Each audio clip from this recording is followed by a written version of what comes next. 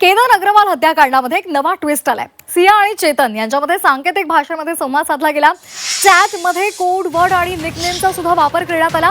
Mobile data recover केल्यानंतर ही माहिती समोर आली आहे। सिया आणि चेतनला 14 दिवसांची न्यायालयीन कोठडी सुद्धा सुनावण्यात आलेली आहे। त्याची महत्त्वाची बातमी आपण पाहतोय। सिया आणि चेतन यांच्यामध्ये सांकेतिक भाषेमध्ये संवाद चालायचा, त्यासाठी ते चॅटमध्ये कोडवर्ड आणि निकनेमचा सुद्धा वापर करायचे। ही माहिती आता समोर आली आहे। मोबाईल डेटा रिकव्हर केल्यानंतर त्याची माहिती केली, उघड झाल्यानंतर त्याची तपासणी केली असता ही संपूर्ण माहिती आता समोर आलेली आहे।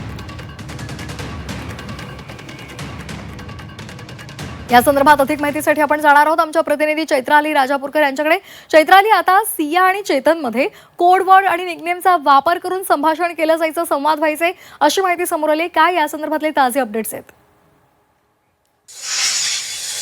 निश्चितच आपण पाहतोय केतन अग्रवाल हत्या प्रकरणामध्ये जे आहे ते सियाचा आणि त्याचप्रमाणे केतनचा आणि चेतनचा या तिघांचेही मोबाईल जे आहेत ते पोलिसांकडून जप्त करण्यात आले होते।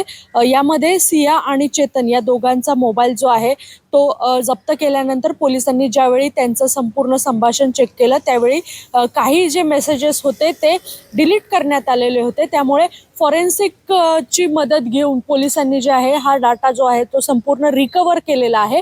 आणि या रिकव्हर केलेल्या डाटामध्ये ज्यावेळी पोलिसांनी हा रिकव्हर केलेला डाटा तपासला त्यावेळी चेतन आणि सिया या दोघांनीही सांकेतिक भाषेमध्ये संभाषण जे आहे ते केल्याचं पाहायला मिळालेलं होतं। ही सांकेतिक भाषा नेमकी कोणत्या पद्धतीने होती? काही इमोजीस त्याच्यामध्ये वापरण्यात आले होते, काही निकनेम देखील त्याच्यामध्ये यूज करण्यात आले होते। त्यामुळे हे निकनेम त्याचप्रमाणे हे जे इमोजीस किंवा सांकेतिक चिन्ह जी वापरण्यात आली होती ही संपूर्ण चिन्ह कशा पद्धतीची होती ते त्याच्यातून नेमकं दोघांना एकमेकांशी काय सांगायचं होतं, काय बोलायचं होतं हे पोलिसांना जे आहे ते विचारायचं होतं। याची चौकशी जी आहे ती सिया आणि चेतन या दोघांकडे करायची होती आणि त्यासाठीच काल कोर्टामध्ये जे आहे ते पोलिसांनी आणखी 3 दिवसाच्या पोलीस कोठडीची मागणी केलेली होती। मात्र आपण जर पाहायला गेलं तर न्यायालयाने जे आहे तो पोलिसांचा हा पोलिसांची जी कोठडी आहे ती फेटाळून लावली आणि त्यानंतर सिया आणि चेतन या दोघांची ही रवानगी जी आहे ती न्यायालयीन कोठडीमध्ये केली।